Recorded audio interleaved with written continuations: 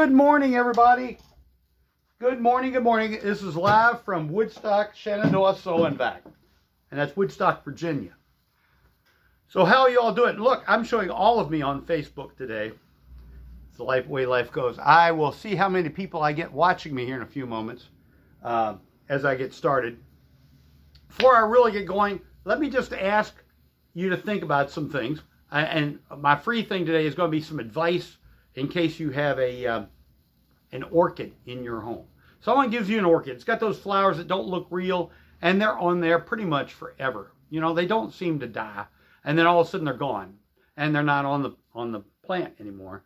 And some people, I have a hard time believing this, some people just throw them away. And they say, well, it doesn't last, you know, they go bad. But let me give you a hint that I use nowadays that it seems to be working. Everybody, am I a little crooked? I might be a little crooked, but I'm crooked anyway. So one of the hints that I do with my orchids is, of course, they're in bark. They're not in soil. Do not put them in dirt. Orchids do not need dirt. They need soil. They grow on the sides of trees in the jungle. So they grow on the sides of trees. And so what you want to do is take a pot, or I put them in the sink, and I fill up the sink with water and put the pot down in there so that water gets into the bark. It soaks into the bark and makes the bark moist. And I leave it in there for 10 to 30 minutes. Actually, I accidentally have done it overnight. But I do it once a week, just once a week, and then I let it drain a little bit because you don't want water all over the counter. And then I put it in a pot, the plastic pot that they come in. Then I put that pot in another pot so that the water kind of drains off down inside. But those roots need to get air. You can't just, that's why you can't put them in dirt. They need air. So you put them in bark. And they got these little tiny hairy type cilia, I think that's the term, that go into the soil, into the bark, and get the moisture out of it for the plant. Seriously. So you don't need dirt. But if you water them once a week, just by sticking them in a pot of water, let it absorb all that water into the bark, then you pull it out and let the water run off the bark, then that moisture will keep them for a week. And I've actually had some people, my wife was telling me one of her friends has it, so it is, she says she has beautiful flowers on hers. Now, I am not much for fertilizer. I'm going to try it this coming year of fertilizing my plants as I go along to hopefully make the flowers look more pretty. More pretty? Prettier. Whatever. Okay, so that is something but if you've got plants and you want to throw them away, like an orchid, you got an orchid and it looks awful and you say, I don't care what that guy says, bring them by. I will try to save them. I always thought one time I was going to make a business called Homegrown Plants. But my wife said that sounded too much like I was dealing in drugs. So we didn't come up with that name, and I never did it. There was a lady years ago on TV, on channel WAZT. AZT? AZT. I think it is. Anyway, here in Woodstock, they had a plant shop that she would get on there and give advice on plants. I always thought that was kind of neat. I never watched it because I don't watch TV too much. But anyway, I watch YouTube and other things because I want to see what's actually happening, not what somebody else's opinion is of what's happening. And we'll talk about that a little bit later, but I want to talk about more fun stuff right now. So, anyway, today I want to start off with, and I have no viewers right yet, but that's okay. That's okay. I'm learning to live with no viewers. Oh, one more thing about something if you have these, and I don't care if they're printed on both sides or one side or whatever, but if you have these kind of signs that are made out of this coroplast, that are about this size or larger, I don't care what size. They could be 4 by 8 pieces. Look like pieces of plywood, except they're this stuff. It's lightweight. That are political signs. They're not going to be good after a while. At least I hope it's over soon. I will take them. I don't care what party you have. You know, it could be the fruit bowl party, or you know, whatever party you have. I would like to have these because someday, if I live long enough, and that's becoming more questionable as time goes by, but if I live long enough, I would like to take these and build a geodome out of them for portability, to be able to fold it up or take it apart and put it back together again, but a big dome that would be big enough for people to walk in and sit in. I've seen where schools have done this with cardboard, and they've made a planetarium out of them, where they shine a light in the middle and it shows all the stars on this dome. Well, I would just like to have it because I think it's a cool thing to have a geodome. I've always thought geodomes are cool. There is one a geodesic dome house around here, and it will drive a child crazy if you go tell them to go sit in the corner. Never mind, that's crazy. Okay, so if you have some of those and you say, man, I don't know what to do with these when the campaign is over, if you bring them by my store, you can set them down at the end here where I have a file cabinet, and I might put this sign there, maybe some that I've gotten from them. I've been collecting them for years, but I've never gotten enough to do anything with them in that regard. I did line a ammo can with them so that I could put my radio equipment in there and it wouldn't be touching the metal sides, so that if there was an EMP or something like that, it wouldn't ruin my radio equipment. I know, I'm crazy. All right, so here we go. Today I want to talk about bagless vacuums. Now, many of you know that they are not my favorite device. Bagless vacuums are not my favorite device, but I just had a young lady here from I don't know what country, and I didn't ask her, and I should have, because I think it was an African country here, and she had a vacuum cleaner, had a problem, and she thought, I've only had it for a little while. And I said, well, okay. It did look beautiful on the outside. It was a red and white vacuum cleaner. It was in beautiful shape on the outside, and the tank was nice and clean. This one's a little dirty, and she was saying that it doesn't work. It makes some weird noises. It doesn't seem to work at all. So she brought it to me, and I said, well, let's take a look at it. So first thing I noticed, like I said, I noticed this is real clean here, and so I took this off and I checked here. I opened it up and looked inside to see if there was dirt, and there was no dirt there. I looked in here. This doesn't have a filter. Some of them do. They go inside there. All right. And I looked in here. We took it apart a little bit. So we looked at this. By the way, you can wash this. Yeah, this needs to be washed. You can wash this in the sink. Oh, it is supposed to have a filter in there, but it's not there. This is probably why it was donated to the corporation. But anyway, I'll see if I can if it can get this working, I will put it up for sale for a little bit so that somebody has something to clean. I just won't sell them new. All right, and then you just take this and you pop it apart, and you can look inside this thing and wash it. Wash it in a sink. Do not have food in there when you're doing this, by the way. I do not suggest you put food in your refrigerator or in your. Don't put food in your sink while you are working on a dirty vacuum cleaner. It wouldn't be a good thing. So anyway, I went through this, and hers looked about as clean as this, and I turned it on, and nothing happened. There was no dirt going into the tank or anything. So then I took the hose to the floor, which is down here. Actually, hers was up here, but I took this off. Well, I took it off from here. I took this hose off and realized that inside of here was full of all kinds of dirt. It was full from here all the way to the floor. So I cleaned that all up, and I thought, there we go, we've got the answer. But no, it wasn't the answer. So I took the hose off up here, and this hose here, I checked, and there was no air flowing through it when it was put back together. Okay, it got to be put back together. No air flowing through it, but it did have air going to the motor up here. Just lots of suction. Almost sucked my ring off my finger. Well, not that hand, this hand.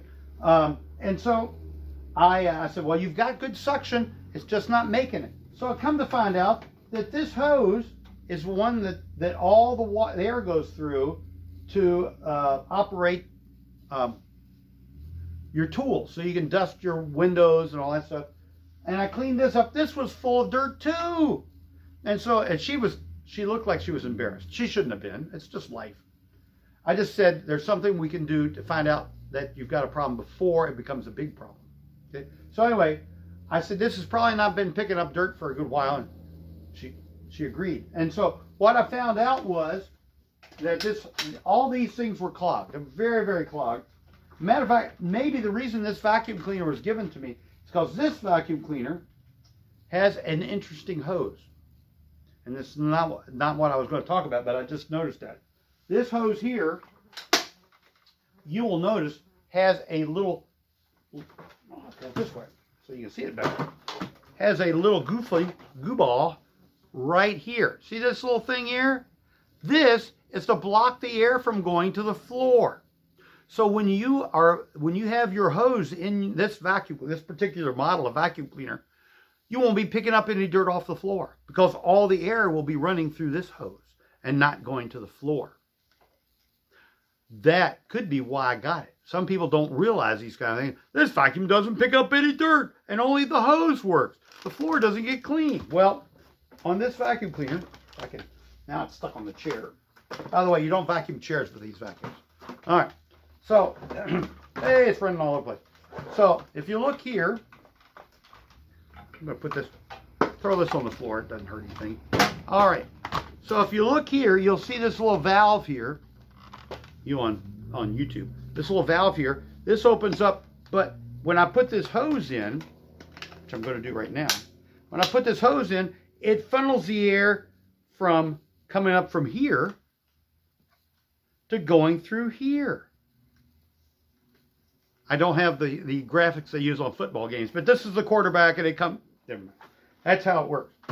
So that is important to know because if the air is not being channeled the right way, you're not going to be picking up dirt. So let me put this back together here real quick. I'll accept this filter here. And I'll put this on here. And this goes in and locks into place. Now, sometimes you need a degree in engineering to work with these things. Oh, there it goes. And we put this back on here. Does this go that way? This goes this way. All right. I'm boring you all, aren't I? And I've got a total of nobody watching still, so I'm not hurting anybody's feelings by doing this. Try this. No, it doesn't want. It has to go this way. And I've got a little piece here that goes around. Oh. Ooh. All right. So this goes in here. This goes in here and locks into place just right. This goes like this. Now, when you go to test your vacuum cleaner, oh, that fell down. I don't care. Because I got to wash it anyway. But when you put this on the vacuum cleaner, you turn it on. What you're going to see when it's running, or you're supposed to see, is dirt down here spinning around. Remember the song? Music goes in and music goes round and round. Whoa, whoa, whoa, and it stays in here. It's supposed to anyway. So what happens is this dirt's being spun around to keep it away from these little holes in here. That's its principle. That's the principle of the whole thing. It spins around to keep the dirt away from these little goobers here, and then the dirt's supposed to drop to the bottom. That's why when it says maximum, like it says right there, there's a reason for that. The reason it's maximum is you don't want the dirt to get up here. Because it goes up here, it's going to get in this filter here, and then also it's going to get sucked out. It's going to suck it right into the motor, and you don't want that. You don't want dirt in your motor. It causes the bearings to go bad. It's one of the reasons I don't care for these vacuums too well, because you clean this out and you don't clean this filter here, dirt can still get into the motor. It's not pretty, because then you're going to start getting a real loud noise. But if you're using this vacuum cleaner and you notice the dirt's not spinning around, whoa, it won't come out here. I mean, it might come out here. So you want to make sure that if it's not spinning, stop. Something is wrong.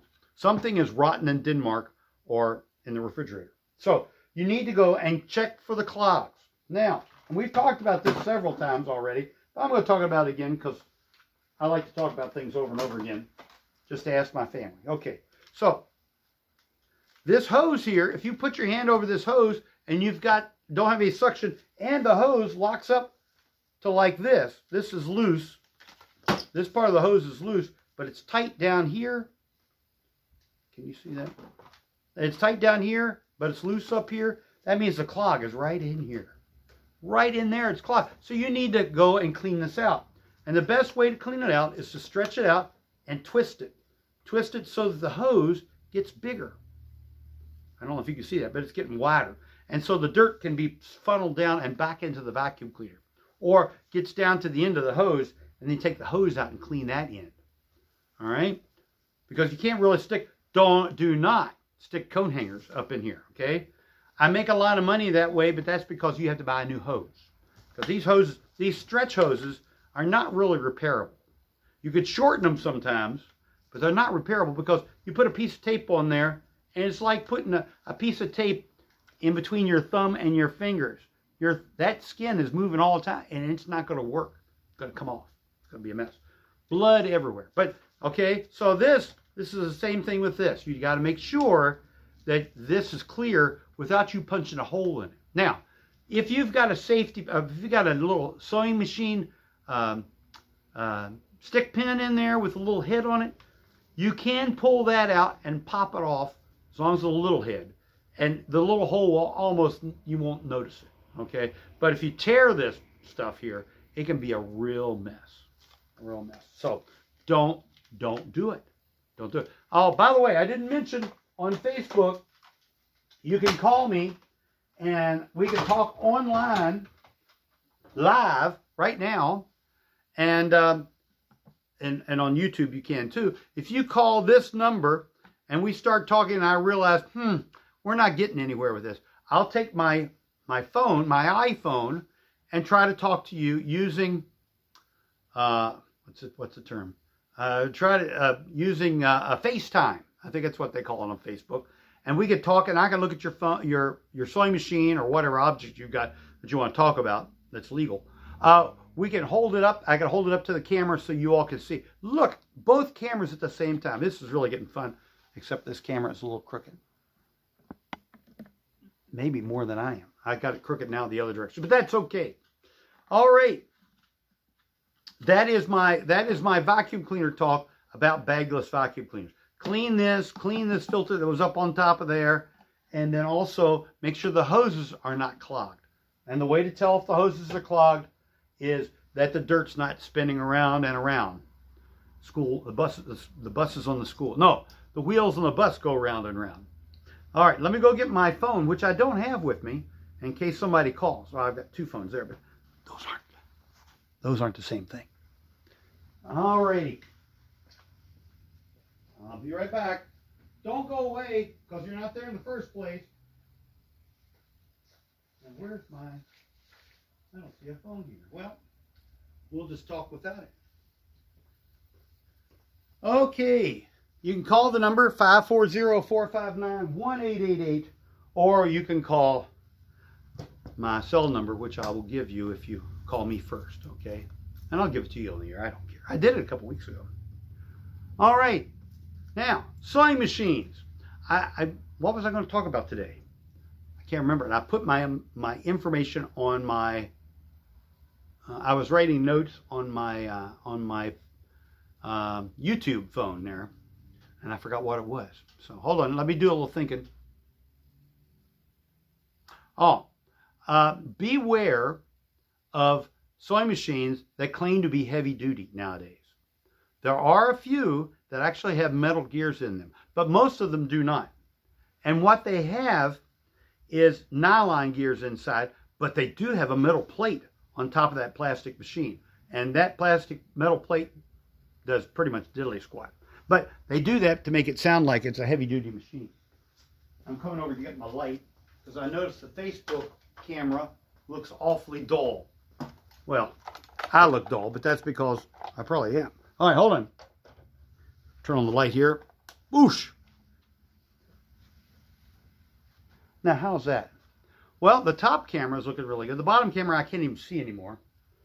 So, all right. So, sewing machines.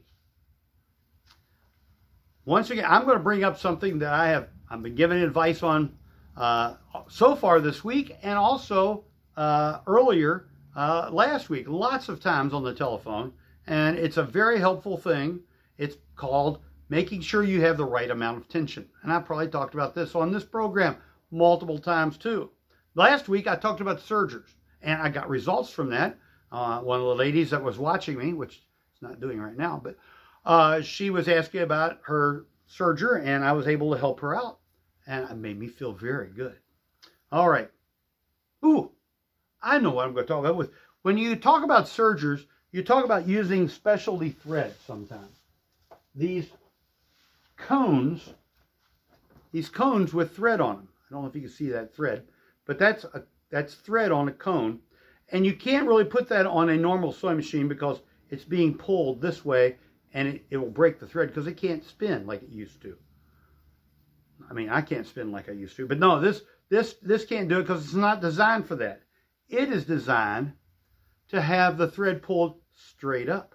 See how it's coming off there? See how right off my t-shirt. You see it coming up? Okay, that is the way it's supposed to work. So if you've got a bunch of this thread and you have a standard sewing machine, what you can do. Now this is a secret that not people know about. You want to set this spool of thread on the floor behind your sewing machine so that it's looking, the top of your machine is right above that. Let's look at it this way. It's going to be right like this. If you're looking at it, if you're looking down, you're going to see the thread like this coming up. You want it to come straight up. So you set it on the floor behind your sewing machine and then thread this onto your machine instead of your spool. You're going to have your thread on the floor, and you can sew with that without having to spend a lot of money on a spool stand. By the way, hold on, I'll be right back. Do a little ad for me here. I even have those too, just in case you don't follow my advice and you want something that's a little bit easier to handle. I have these kind of things. This is called a spool stand. You see this? The thread is here. You've got the spool top here. And when you pull on the thread, it comes right off that spool. Don't know if you can see that because it's brown on brown, but that's what it's doing. It's coming right off that spool. But it's the same thing, really, as if you put that spool on the floor, and this is your tabletop. The tabletop is straight up from the spool of thread, and then you run that to your sewing machine. Now, you want to make sure that this spool is not near your hand wheel on your machine. Remember, the wheels on the bus go round and round, and it can grab this thread and start siphoning this into your machine. Also, you want to watch out for the little air vent on the end of your machine, if you have one, where the fan is running, because this can get trapped in the fan. So you want to make sure it's towards the middle of the sewing machine, not at the end where the hand wheel is. You follow? Okay, I like you all shaking your head. That's good. All right. And don't all of you do it at once. It could be an earthquake. So don't try that. All right. Now, that was my quick hint, because I was talking about sergers last week, and they have 4 of these kind of goobers on them for their thread. And really, the 2 threads with the loopers, remember I was talking about the looper that went this way and then the looper that goes this way? Well, those 2 loopers use lots of thread. They make loops around the edges of the fabric, okay? They come along, and bottom thread looper and top looper, they use lots of thread. Now, the needles do not use as much thread. You can actually use plain sewing thread on there, and you won't notice that all of it disappears at once. But for your looper threads, you do need to most likely use cone thread, because it'll just eat up thread really quick, because that's what it does. No, it makes a pretty edge on your machine, on your fabric, that you're using. And if I don't make any sense, leave me a note in the comments, either on Facebook or on YouTube. And what I am doing now with when I make these videos is I'll go back and add them to my personal Facebook page, or I'll add them to the Quilter's Cabin. Sometimes I do. And Shenandoah Sewing Back. And then on YouTube, I'll put it on my live feed, or I try to. Sometimes it doesn't go there. I don't know why. And then I'll put it on my list on my YouTube channel, Shenandoah, and then separately, Sew and Vac, one word. I have a list of Live at Shenandoah Sewing Vac YouTube edition. And that's what I put on Facebook and different places, because it doesn't go away. And it's also this way, and you can watch it on your TV, so you get the whole girth of me. Ooh, okay. All right, so that was my serger talk. And then lamps. What was I talking about? I've talked about, I'm completely without my notes because I didn't print them today. Well, I'm gonna go to cleaning. Cleaning. The thing you want to do with cleaning is the difference between suction and airflow. Did I already talk about this? I did a month ago, I think. I talked about suction and airflow. And I wanted to do a demo. I'll do that next, or maybe next time. I don't want to promise because I forget very easily. So anyway, I do work on lamps. I do work, and I do work on all kinds of lamps. I don't really care for working on fluorescents, although I have in the past. And part of that is because fluorescents are going away. They're going to be, LEDs are the way to go nowadays because LEDs last longer. They don't use near the electricity, and I don't have to worry about buying transformers, which can be very expensive. The lights I have in the store here are mostly LEDs. The ones that aren't working, I think, are not yet, and I need to change those out. All right, my hours at the store are 10 to 4 Wednesday through Friday, and Saturdays 10 till 2. So just give me a call, and if you call the store and I'm not here, the answering machine will pick up and not take a message. What a deal. No, you listen to it and you think that my mom is almost gone. She's not. She just had her 89th birthday last week. Oh, I've got a call, a human call. Hold on. I'll be right back. Here we go. Hello, you have reached Shenandoah Sonvac live. How can I help you this fine day? Yes.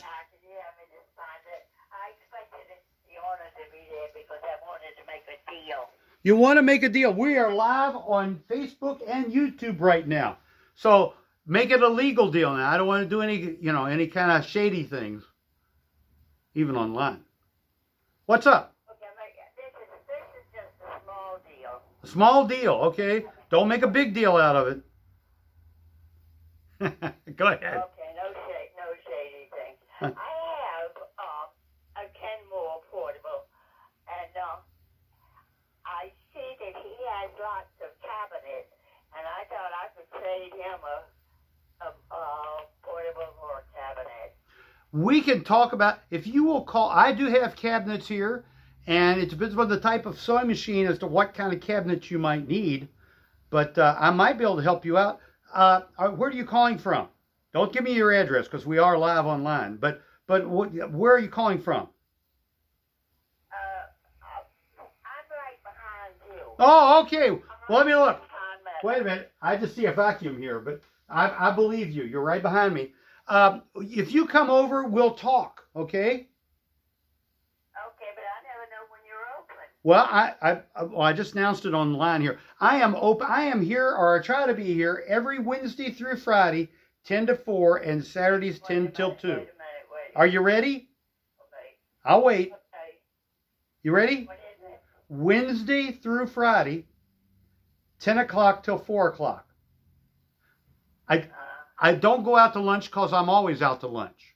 Okay? Okay. Okay, well, I can't come today because I have no transportation and it's too heavy for me to bring. Well, no, don't bring the sewing machine. Just come by sometime. I think that he would be interested in doing this. We will see what we can do for you. Okay. I can't promise you because I don't know what you're talking about. Good, all right. Bye-bye. Bye-bye. Thank you for calling Shenandoah Sonvac live. Bye-bye. I don't think she believes me, but that's okay. I do have sewing machine cabinets here. They're all used, and I got one new one, but they're all used, and I will help you out if you need one for your sewing machine, if I can get it. Now, that brings a point, and I'll talk about that for a little bit about sewing machines. There are different styles of sewing machines. There is the standard style sewing machine that's Singer made that is rounded on the corners of the machine. You'll see little rounded corners on the machine. Those were made to fit into what we call a standard cabinet. The pins on it are a certain width apart, okay?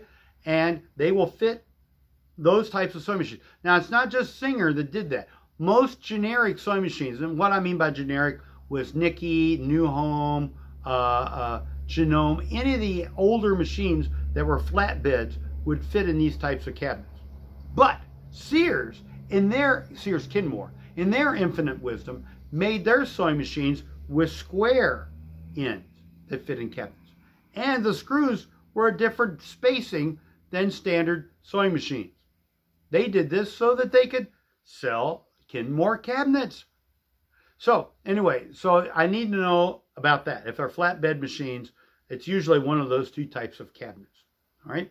But then there is the second dilemma. Those with the free arm. I'm not going to pull one up.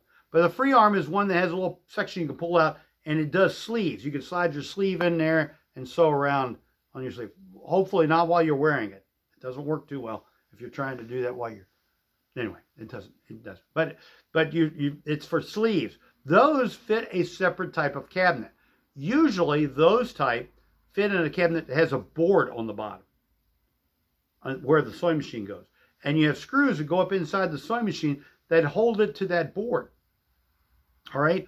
So it's not the same as the standard cabinet that most people have, that your grandmom had or whatever, that with the pins on the end that lifted it up and let it down inside. These are on a wooden board that you have to, usually you lay it down in that too. Some of the newer cabinets though don't lay down. Bobo, lay down, Bobo. No, they don't lay down. They are flat and they have hydraulics or electric motors that lift and lower the machine in the cabinet. And I have one of those that have hydraulics here. I don't have any of the electric tables. But those kind of things take a standard size free arm machine. Some of them, like the one I have here, will take a machine about this size and will fit in that cabinet. Amazing, huge cabinets. And they even make them bigger for bigger machines. And the sewing machines are, $5,000 to $10,000, not counting the cabinet. And I don't have those here, and I could direct you to places that would gladly sell that to you. Oh, yeah. Now I've got my cell phone. Hold on. Hello, you're live on Shenandoah Sew and Vac. How can I help you? Hello? Are you human? I think you need to say goodnight, Gracie. Good night, Gracie. All right. And those of you that know what I'm talking about, when I say goodnight, Gracie, I am so glad. Because Gracie ran for president. She didn't make it, but she ran for president when she was on the radio with her husband. Gracie Allen was her name. Anyway, famous comedian group, and her and her husband. And if you know the answer to who the husband was, you can put that in the notes too. But say goodnight, Gracie. Good night, Gracie. So, that was crazy. Why did I go off on that? Oh, I was talking about cabinets, and that's important to know. But I have some cabinets that fit almost any kind of machine here at the store. But then the problem comes with, I kind of want to make a little money. So that becomes a problem with some of them. Some of them I will give away. But some of them I have to charge for because I need to eat. Well, I don't really need to eat. But I do need to pay bills like insurance. And that's this week's problem is making money to pay insurance. So if you have any kind of machine problems, vacuum cleaner problems, need a vacuum cleaner or a sewing machine, or need a lamp rewired, just let me know. I'll see what I can do for you. Can't promise I can solve your problems, but that's the way it goes. All right. Now, let's see. I've talked about sewing machines. I've talked about vacuum cleaners. I didn't talk about lamps, but I'm not really going to talk a lot about lamps. I talk about cleaning. I didn't talk a lot about cleaning, but and one of the things about cleaning, a lot of times, believe it or not, water can help solve your problem. On a dirty carpet. Now, this rag is very dirty. You can see all the black on there and everything. But if you take a clean section of the towel and make it wet, you can rub it into a spot on your carpet that you might have a spot there. And what will happen is the moisture on your towel will go into your carpet, collect the dirt, and have it attach itself to the towel. Preferably not a dirty towel, a clean towel. And then you pull the towel up and you go, wow, it's filthy there. Look at how dirty it is. And then you look at your carpet, the spot is gone. And your carpet's not real wet. Because if you do the thing that a lot of people do all over their carpet, excuse me, for those that are eating. If you do that on your carpet, it's going to make the bottom of the carpet wet. And then the moisture in the bottom of the carpet is going to wick to the top. Wick to the top. Wicking is what they use with oil lamps. You ever had those old oil lamps that you would light when the power goes off and they put out a little light? Well, I've worked on those too, by the way. Anyway, so that, when it wicks back to the top, it brings the dirt from the bottom of the carpet to the top of the carpet. You don't want that. Don't want to make the carpet any wetter than you have to. So that's why I say, make the piece of the towel wet. Rub it into the carpet where you've got your spot. And then take a clean, dry part of your towel when you get done with that part and rub it into that spot again. So you dry that carpet up quickly, okay? So that when the moisture dries, it evaporates, it will not draw the dirt from the bottom because the carpet's not that wet. You don't want to go all over the carpet and then try to clean it up, because that little spot will have friends come over and that little spot gets big. Now, the answer to that is just keep doing that, and soon your whole carpet will be the same color. I didn't say it'd be clean, but it'll be same. Oh, wait a minute. Got another call on my cell phone. Where is that? Right there it is. Are you ready? Let's see what we can do. Welcome to Shenandoah, Sew and Vac Live. How can I help you this fine and cloudy day? Hello? Hello, are you human? Turn the volume up. No, it's all the way up. I don't think they're going to talk to me. Say goodnight, Grace. Oh, they hung up before I could say that. Good night, Gracie. All right. I'm back to you here on the computer. Now, I was wondering what I was going to talk about as my little philosophy thing. And a gentleman spoke at the men's prayer breakfast over here at Ben's Diner that they have at 7:30 in the morning. Sharp, by the way.